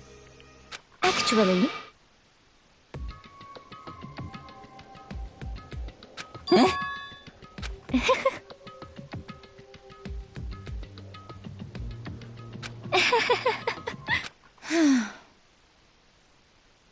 Hmm?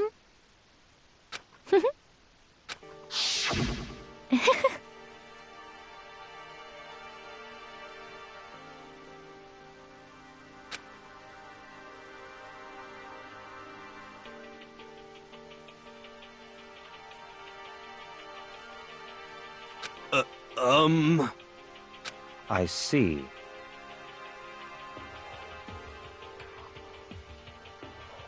indeed.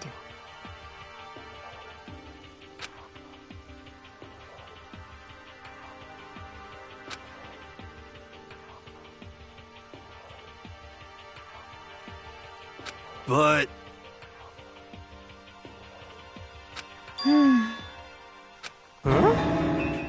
Let's see.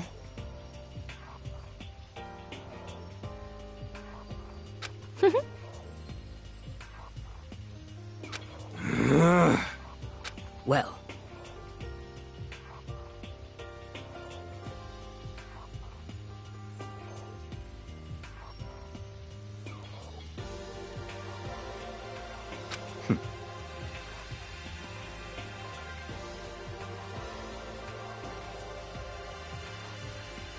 Are you okay with this?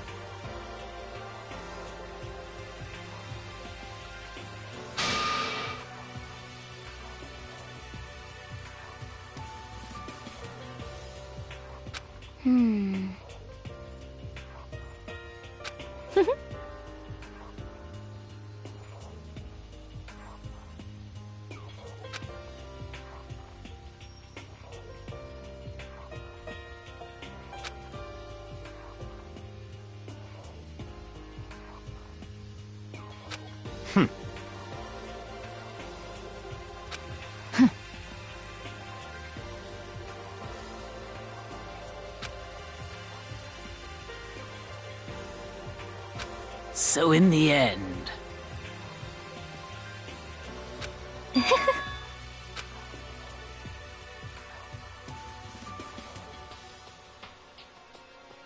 What the heck? Well, don't be mean! I wonder about that. Why?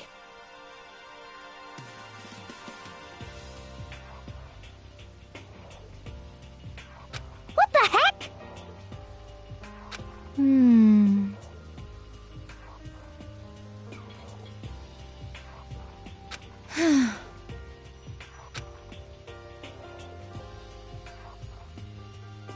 But You little bitch! Hey!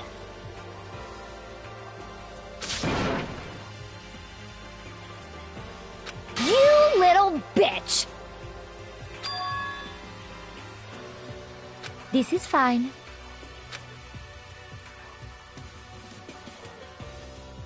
Honestly.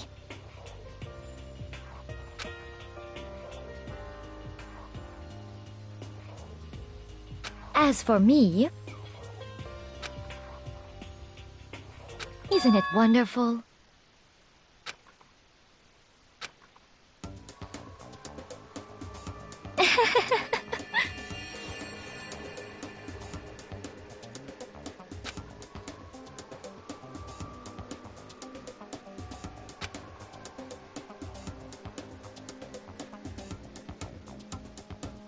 This is fine.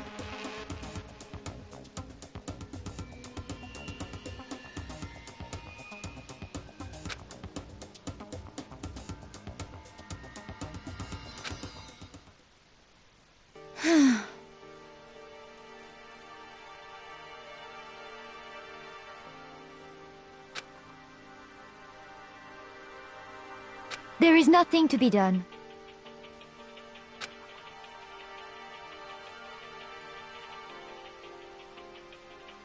Just the worst. Oh!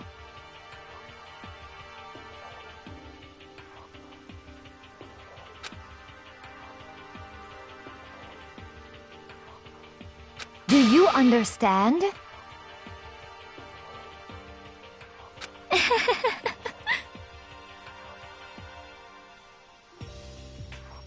What is this?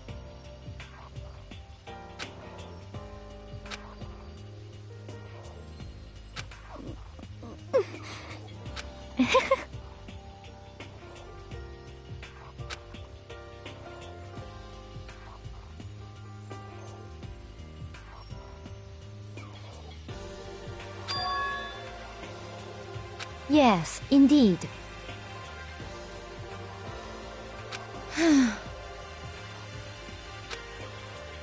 Isn't it wonderful? Hey.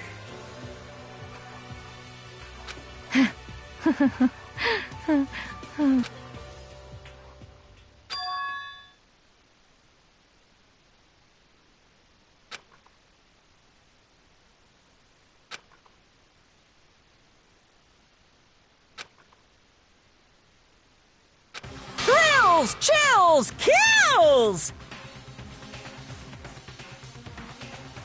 Now then, I've prepared a very special punishment! Let's give it everything we've got! It's punishment time! I guess I'll let Kyoko hold on to this. What? Will it really give you the hope you're looking for? I can't say I ever saw it that way.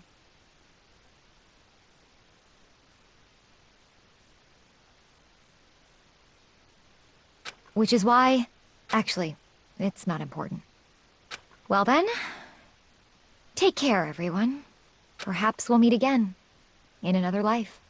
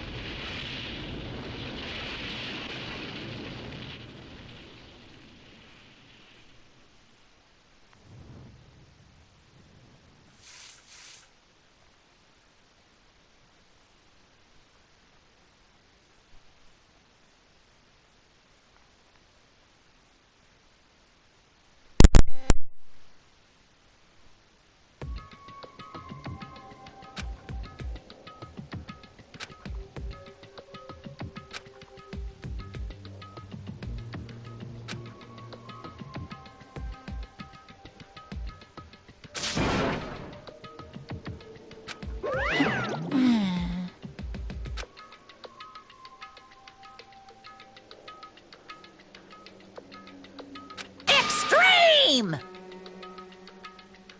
What are you gonna do? Let me out of here! Too bad.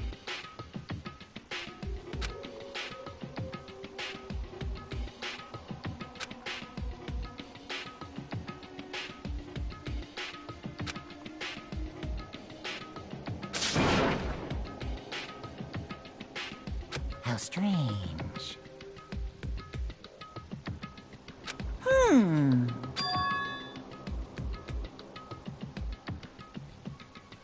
Hey! Hey! Wah-wah? So then... You... Ooh! Hey, Ooh! How exciting!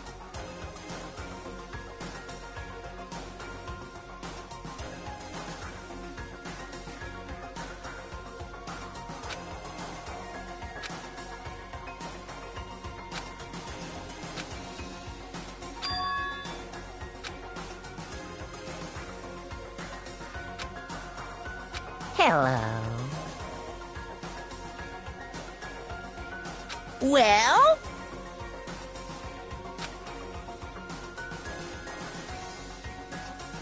See ya later!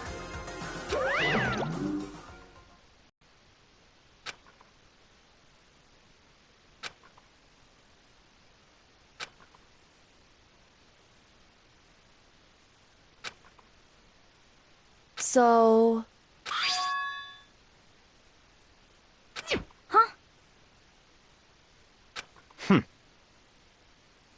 Hey,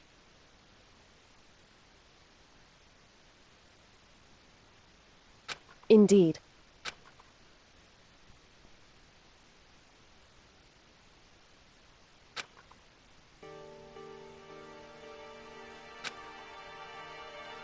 Hey,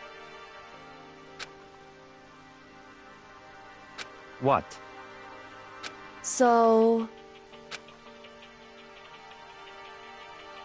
Come on.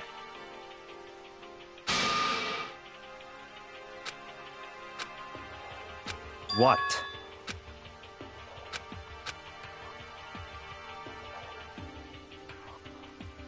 Goodbye. well then. Yo!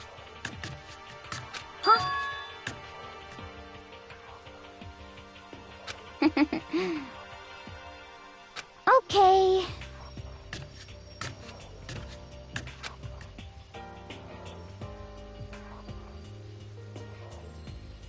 Shall we go? So then...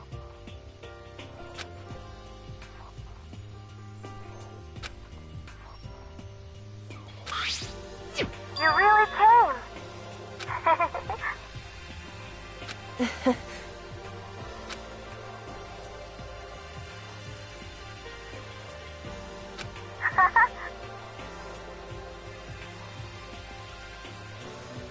So,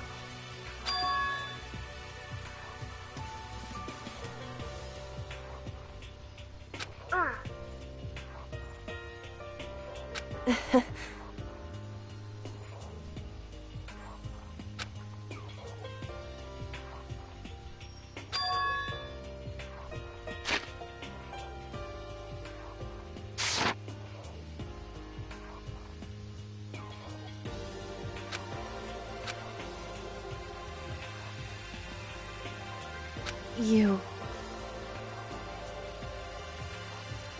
However...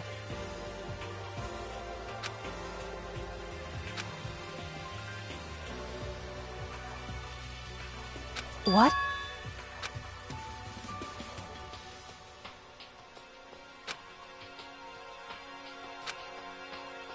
Indeed.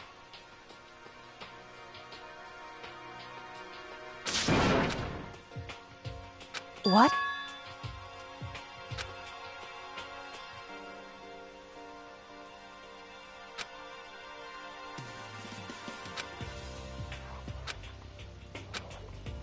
It's true.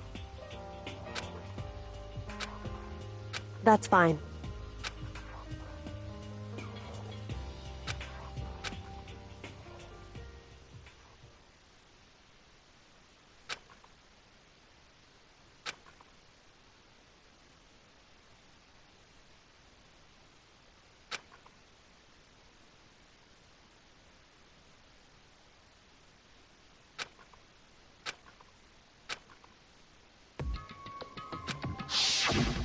Correct.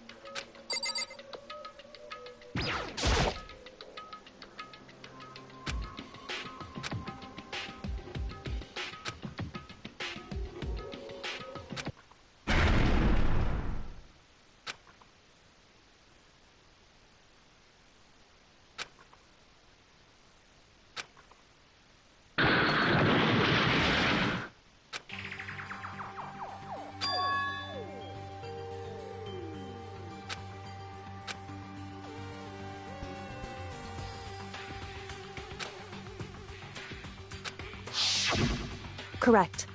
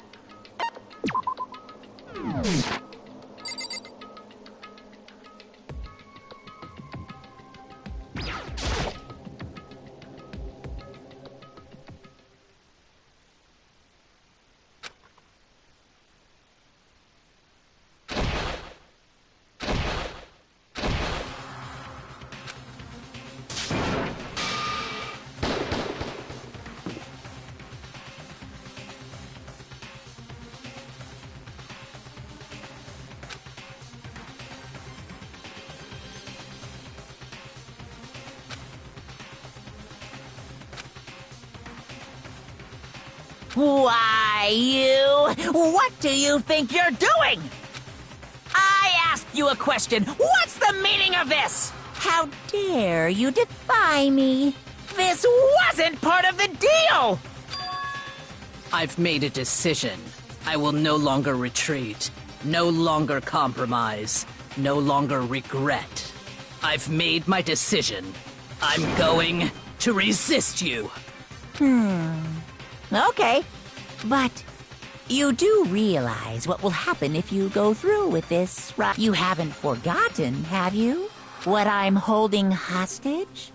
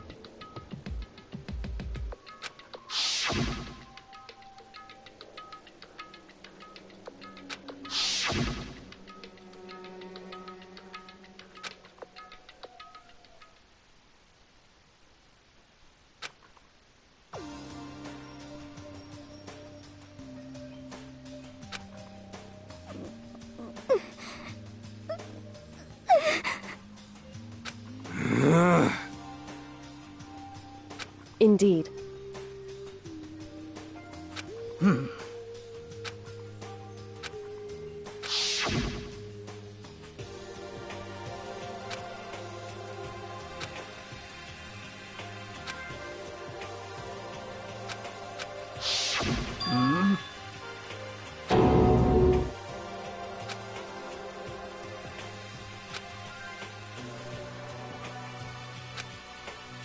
Okay. Huh? 'Cause, I mean...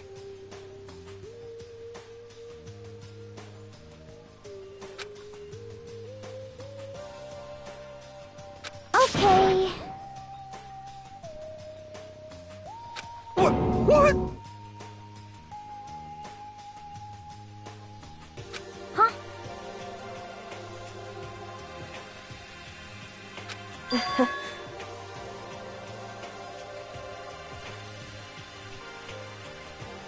I see.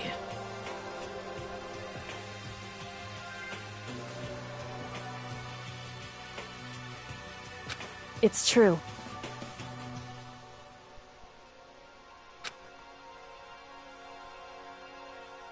You got it!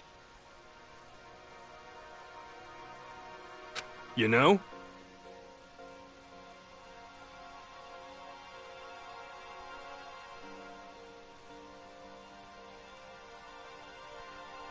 For serious.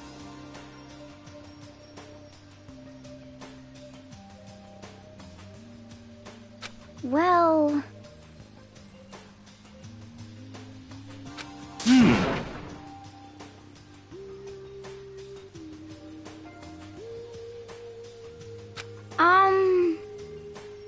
According to the spirits... However, How about that?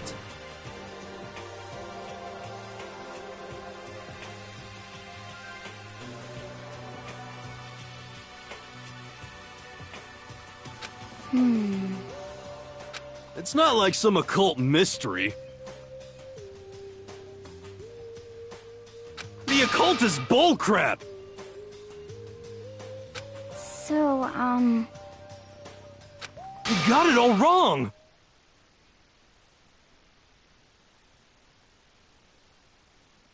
Huh?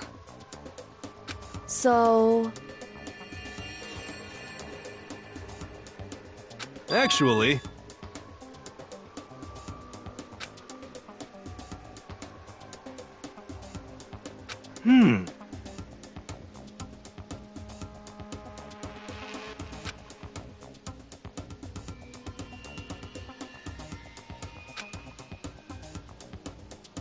But...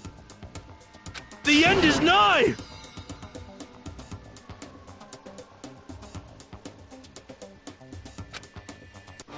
Some crazy beam came out of nowhere and locked onto my hamburger. And as soon as the beam touched it, the burger started floating in midair. And then, still floating there, the entire burger started coming apart. One part of it just vanished, while the rest fell back into my hand. Do you realize what that means? It means the burger wasn't 100% beef. It must have had some pork or something mixed in. Something like 70% pork and 30% beef would be my guess. You can't trick me.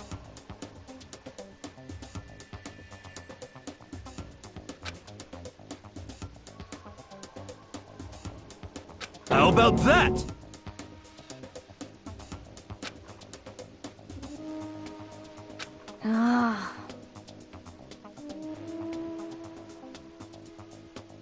Don't be mean!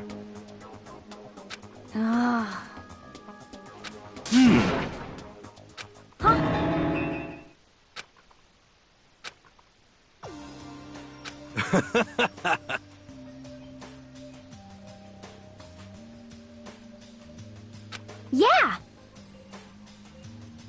Of course. Indeed.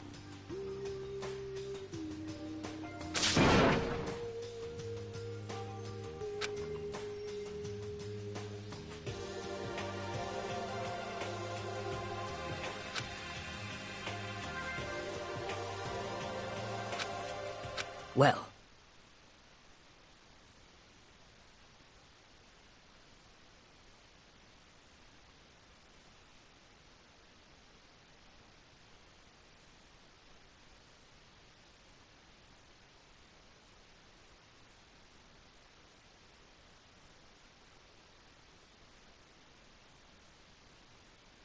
But...